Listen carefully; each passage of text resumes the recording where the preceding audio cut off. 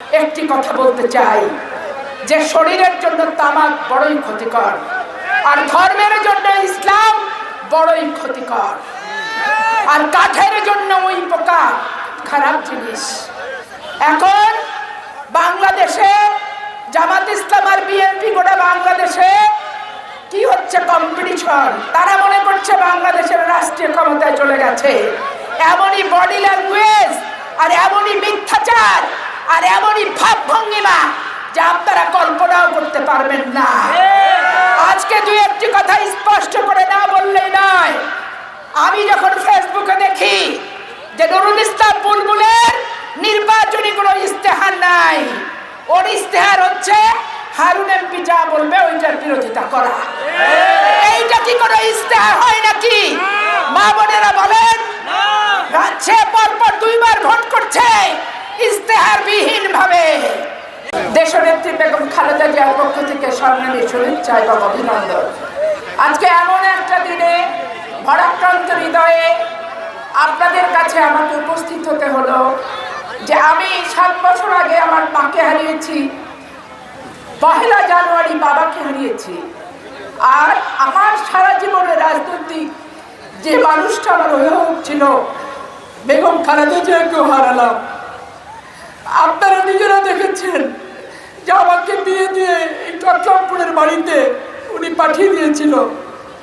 আমার বড় মেয়েটা আমার গর্ভাবস্থায় ছিলাম, একটা সেকেন্ড উনি এই মুষলধারে বৃষ্টি কৃষ্ণগোবিন্দপুর কলেজ মাঠে কি বৃষ্টির ভিতরে আমি 7 মাসের সন্তান সম্ভবা, তারপরও এখানে অনেক গ্রুপিং ছিল, লবিং ছিল, বেগম জিয়া শুনতেও চায় নাই।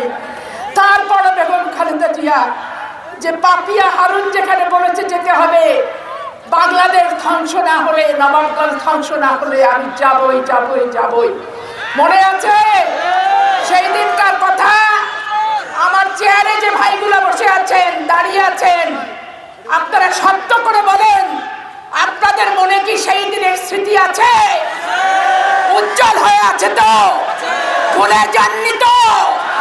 মানুষ হিসেবে বিবেকের কাছে চিন্তা করুন। বেগম খালেদা জিয়া ওই মুষলধারের বৃষ্টিতে এই হেলিপ্যাডে নেমে এইখানে ঝরঝর করে বৃষ্টি পড়ছিল, সেখানে আমাকে কিভাবে কোলপাচা করে নিয়ে মঞ্চে তুলেছিল। এবং সেখানে যখন আমি বক্তৃতা রাখছিলাম, ম্যাডাম বলেছিল যে পাপিয়া 2 দিন পর তোমার বাচ্চা হবে, এত জোরে চিৎকার দিয়ে বক্তৃতা দিও না। আমি বলেছিলাম ম্যাডাম, ভাগ্যে যা আছে, জীবনে এই প্রথম আমাদের নেতৃত্বে আপনি চাঁপাইনবাবগঞ্জে ভালোবাসার স্বীকৃতি দিতে এসেছেন, অতএব এইখানে আমার ভালো মন্দের কোনো বিষয় কিন্তু নাই।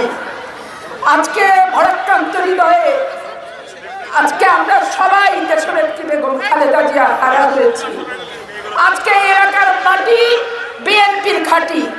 আমি 1991 সালে যখন ধানের শীষ প্রতীকে ভোটের জন্য এসেছিলাম, তখনও এই এলাকায় 80% মানুষ ধানের শীষে ভোট দিয়েছিল। আর বেগম খালেদা জিয়া যখন আপনাদের সন্তানকে নমিনেশন দিয়েছে, আপনারা বলেছিলেন আমাদের সন্তান, এপারের সন্তান, দল মত নির্বিশেষে সবাই একাত্তা হয়ে এই 14টা ইউনিয়নে সেদিন আপনারা বুকে জড়িয়ে ধরে 90% ভোট সেদিন আপনারা দিয়েছিলেন ধানের শীষ প্রতীকে। আজকে কি হলো? আজকে বেগম খালেদা জিয়া বিহীন বাংলাদেশে প্রথম আমি আমার জীবনে ভোট করছি, আপনারাও কিন্তু তাই করছেন। আজকে আমি আমার জীবনের সমস্ত কিছু দিয়ে বেগম খালেদা জিয়ার অনুপস্থিতিতে তার জীবনের ঋণ আমি শোধ করতে চাই। বাংলাদেশে বিএনপিকে আর একটিবার ক্ষমতায় এসে বাংলাদেশে সত্যিকারের গণতন্ত্র প্রতিষ্ঠা করতে চাই।